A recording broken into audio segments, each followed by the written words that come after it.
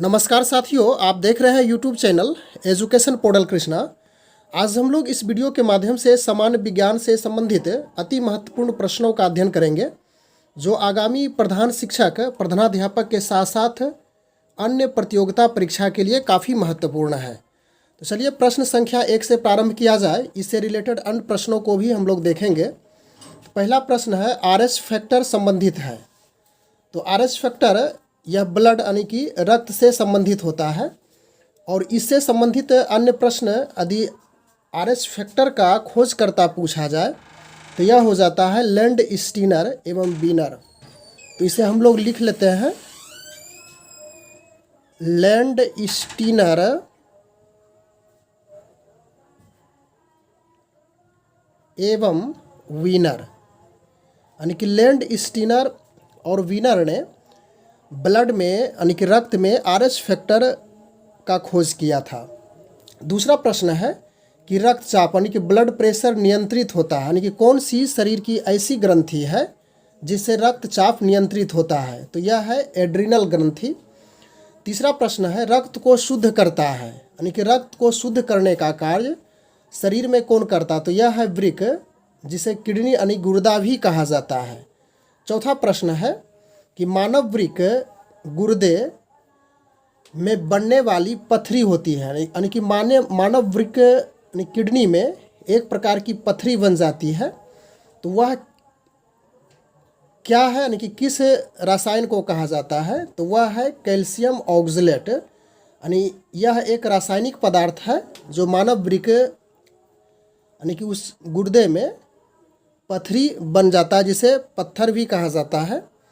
उसके बाद पांचवा प्रश्न है, हम लोग पांचवें प्रश्न पे यहाँ पे देख रहे हैं कि रक्त का पीएच मान है। तो रक्त का पीएच मान 7.4 है, और आप समझ रहे हैं इस बात को कि रक्त 7.4 पीएच मान है तो यह क्षारीय होता है, यानी कि रक्त यदि पूछा जाएगा अम्लीय है या क्षारीय तो इसे क्षारीय कहेंगे। और इसके साथ साथ यह भी हम लोग समझ लेते हैं कि 7 से अधिक हो, यानी कि 7 से अधिक होने पे वह निश्चित रूप से क्षारीय ही होता है पीएच मान, और 7 से कम पीएच मान रहने पे वह अम्लीय होता है, और 7 के बराबर रहने पे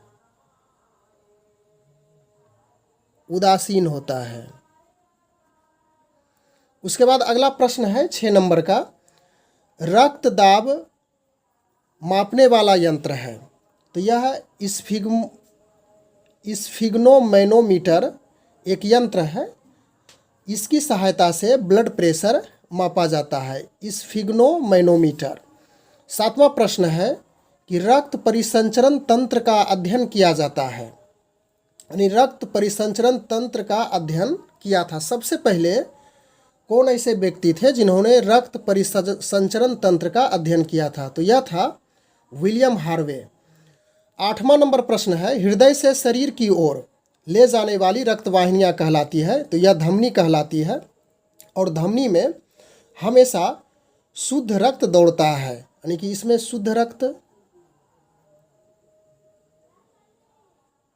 उसके बाद शरीर से हृदय की ओर ले जाने वाली, यानी कि शरीर के पूरे भाग से हृदय की ओर ले जाने वाली रक्तवाहिनियाँ होती है शिरा, और शिरा में वो शुद्ध रक्त हमेशा दौड़ता है।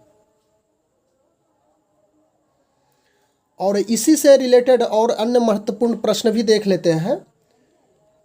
हृदय की धड़कन का नियंत्रक, यानी कि यह हृदय के धड़कन का जो नियंत्रण करता है वह कहलाता है पेसमेकर।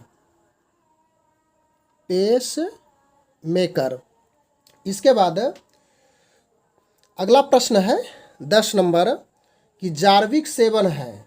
तो जार्विक सेवन एक कृत्रिम हृदय है। शरीर में ऑक्सीजन का परिवहन होता है, यानी कि पूरे शरीर में ऑक्सीजन को ले जाने का कार्य रक्त यानी कि ब्लड के द्वारा ही संपन्न कराया जाता है।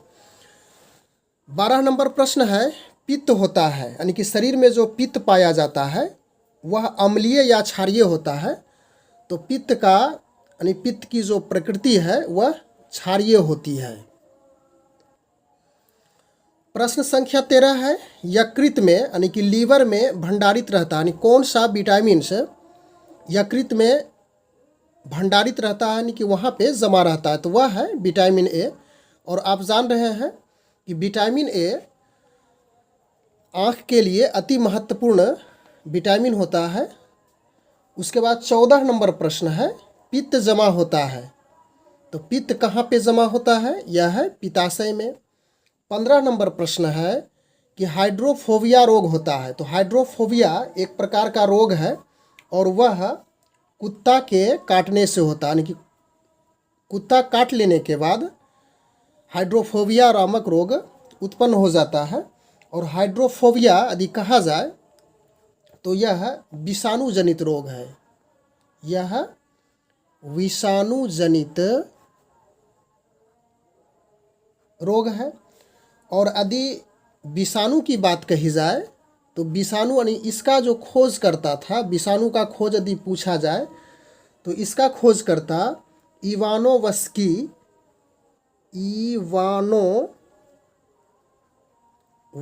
था। और उसके बाद विषाणु के अध्ययन को यानी कि इसके अध्ययन को हम लोग कहेंगे वायरोलॉजी।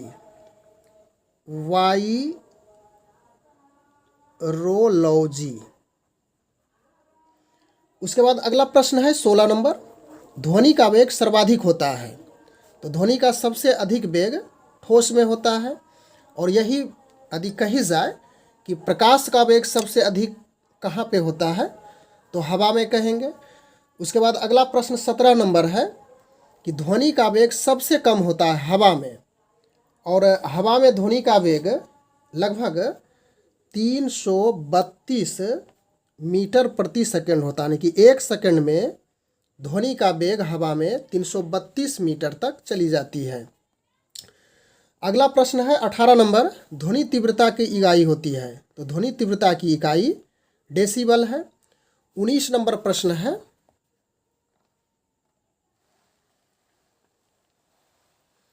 प्रकाश वर्ष मात्रक है, तो प्रकाश वर्ष दूरी का मात्रक कहलाता है, प्रकाश वर्ष दूरी का मात्रक कहलाता है। और एक प्रकाश